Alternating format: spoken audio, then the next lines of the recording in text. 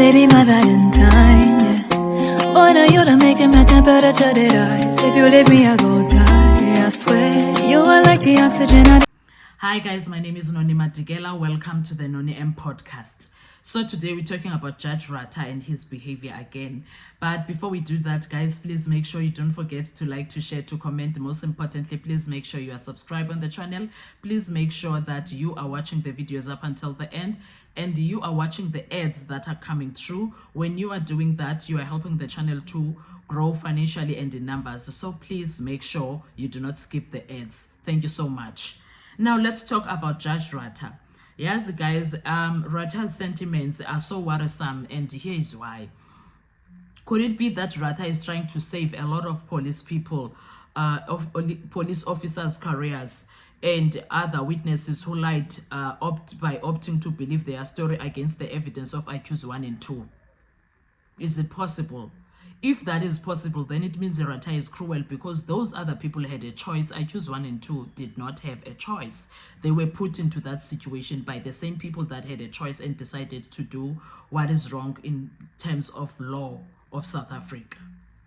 Because if their confessions weren't admitted, it means some witnesses told lies to a greater extent and must be charged for perjury are committed, because right now they are going scot-free after doing such crimes and things that they did, because it's a criminal offense to do what Ndanzi and Sibiya say that was done to them. Okay, Ratha is South African.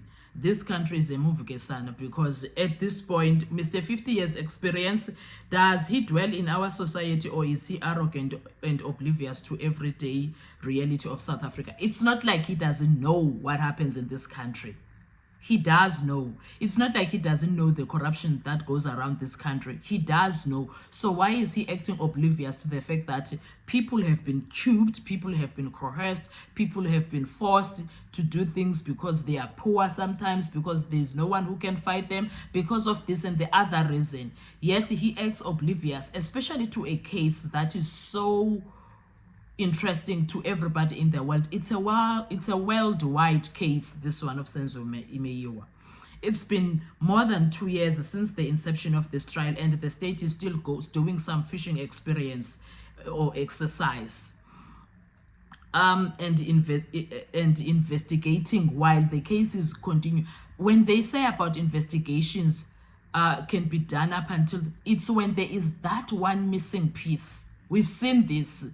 Not to actually have statements that are written. It's that one missing piece that will make it, that will break through to prove a certain point if someone did this or not. Here, that is not the situation. Everything is not there.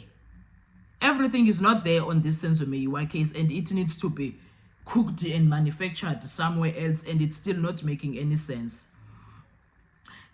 This is where you start questioning the integrity and moral standards of some judges in this country who are, yes, and judge presidents also. You need to also question their integrity, because why are we subjected to what Ratha is doing and no one is doing anything about him and what he is doing? No one is calling him out. No one is calling him to order. This is an internationally recognized case and portrays a bad image to our justice system as a whole. It should be, in fact, setting a benchmark of South African justice system through the world. But no, it's busy, embarrassing, humiliating, all the words to say the least, this country, because there are so many people that are watching this case. Be that as it may, I believe that this is a politically infested case. What gives Abo Geninda such power? Because Geninda is a powerful being that we cannot take away. Some way or another, he is powerful, because how is he pulling all these strings? How is he pulling all the strings in this case? He is some guy with some authority to do whatever he wants. How is he doing that if he is not politically involved somewhere? How is that happening? Do you think your cronies, your Mbotos, your Rapatus and the likes will risk their careers to that extent?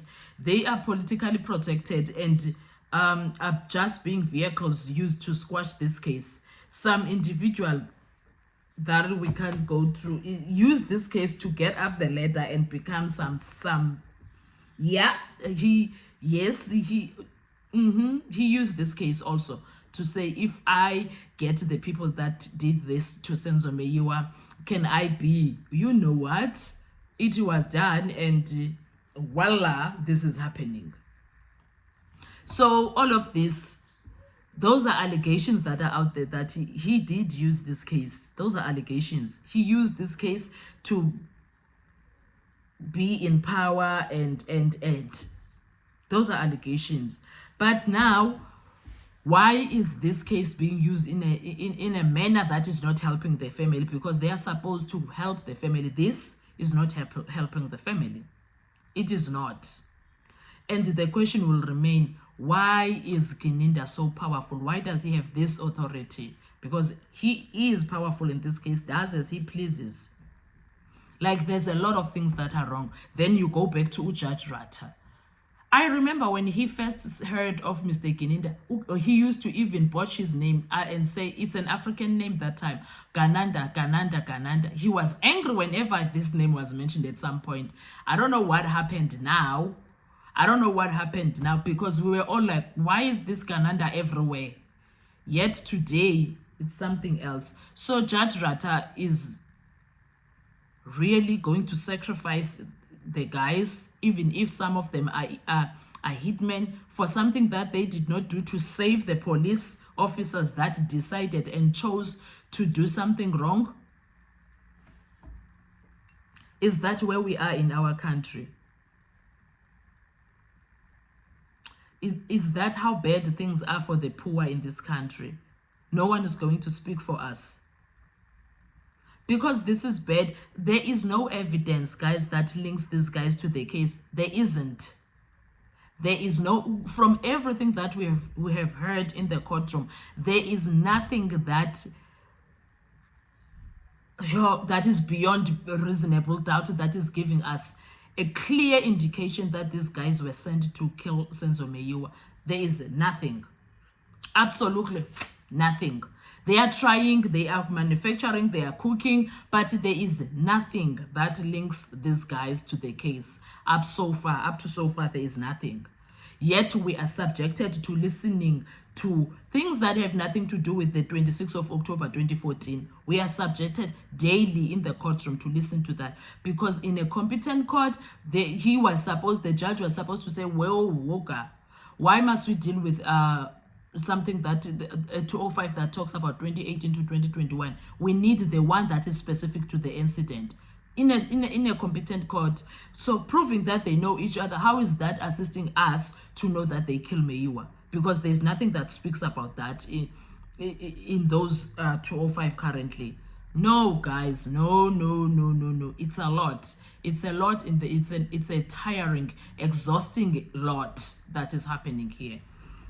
I want to hear your views. Do you think Judge Ratha is sparing the people's careers because these guys are hitmen?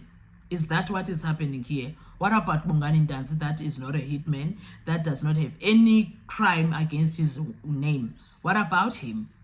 This is unfair to the core. Anyway, I wanted to hear your views, guys. Please do talk on the comment section. Please don't forget to like, to share, to comment. And most importantly, please make sure you are subscribed. Watch the videos up until the end. And watch the ads. Please do not skip them. Thank you so much. I'll see you on our next video. Bye-bye. To survive, I'll be on.